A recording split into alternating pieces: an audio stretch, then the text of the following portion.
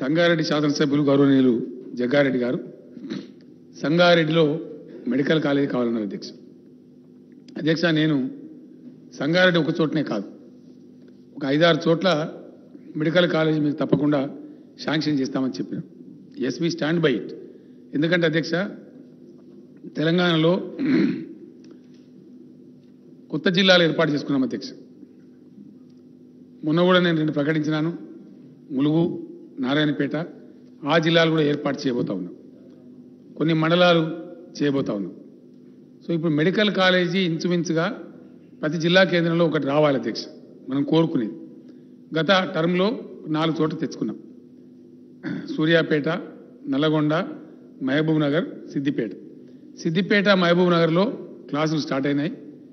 మనకు లక్కీగా యాదాద్రి భువనగిరి జిల్లాకేమో ఎయిమ్స్ కలిసి వచ్చింది అధ్యక్ష. All India institute of medical college కూడా అక్కడ వచ్చింది. సో ప్రైవేట్ ఎన్ని ఉన్నాయి, ఇవన్నీ ఉన్నాయి అని ఒక పరిగణనలోకి తీసుకొని తప్పకుండా తీసుకొని పోవాలి అధ్యక్ష. ఇంకోటి విద్యా సంస్థలు కూడా మొత్తం హైదరాబాద్లో సింక్రనైజ్ చేసి ఇక్కడ కంజెషన్ చేసుకొని ఇబ్బంది పడడం కూడా కరెక్ట్ కాదు. వరంగల్ పట్టణాన్ని సెకండ్ లార్జెస్ట్ సిటీగా గుర్తించి అక్కడ కూడా పెడతా ఉన్నాం. తప్పకుండా జగ్గారెడ్డి గారు చెప్పినటువంటి దాన్ని అక్కడ సంగారెడ్డిలో మెడికల్ కాలేజ్ వస్తుంది గ్యారంటీగా. ఆ ప్రయారిటీ వారు ముందు పెట్టాలని అడుగుతా ఉన్నారు. ముందు వరుసలోనే మీరు గ్యారంటీ చేస్తామని చెప్పి నేను వారికి హామీ ఇస్తా ఉన్నాను. వీలైన తొందరలో ఆ శాంక్షన్ కూడా చేస్తాం. ఎందుకంటే ఎట్లా చేయాలి, ప్రతి జిల్లా కేంద్రం పెట్టుకోవాల్సిందే.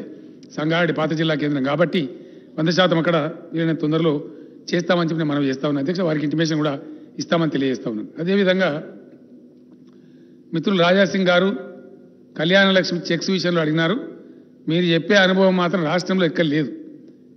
సంవత్సరం తర్వాత చెక్ ఇచ్చే పద్ధతి నాకు తెలిసి ఎక్కడ ఏ నియోజకవర్గం నాకు ఇప్పటివరకు అయితే రిపోర్ట్ కాలే. నేను ఫస్ట్ టైం వింటున్నా. కళ్యాణ లక్ష్మి చెక్కు ఇచ్చే అధికారం మీకు ఇచ్చినారు. ఫైల్ మీద సంతకం పెట్టే అధికారం కూడా శాసనసభ్యులకే ఉంది. చెక్కు పంపిణీ చేసే అధికారం కూడా శాసనసభ్యులకే ఉంది. కాబట్టి ఎక్కడ కూడా ప్రాబ్లం లేదు. మీ దగ్గర ఏదైనా ప్రత్యేకంగా ఉంటే మీరు నాకు రిపోర్ట్ చేయండి, ఇమీడియట్గా దాన్ని సెటిల్ చేద్దాం. కాబట్టి మీరు ఆ అధికారం ఎమ్మెల్యేలకే ఉండాలని కూడా నేను కోరుకుంటా ఉన్నా. ఇక్కడ అవినీతి జరగద్దు, కరెక్ట్ జరగాలంటే శాసనసభ్యులకే ఉంటే మంచిది. కాబట్టి మంచిగా ఇంప్లిమెంట్ అవుతా ఉంది, దాని ఇబ్బంది లేదు. మీ ఒక్క దగ్గర ఏదైనా ఉంటే చెప్పండి, తప్పకుండా దాన్ని రెక్టిఫై చేద్దామని మనం చేస్తాం అధ్యక్ష.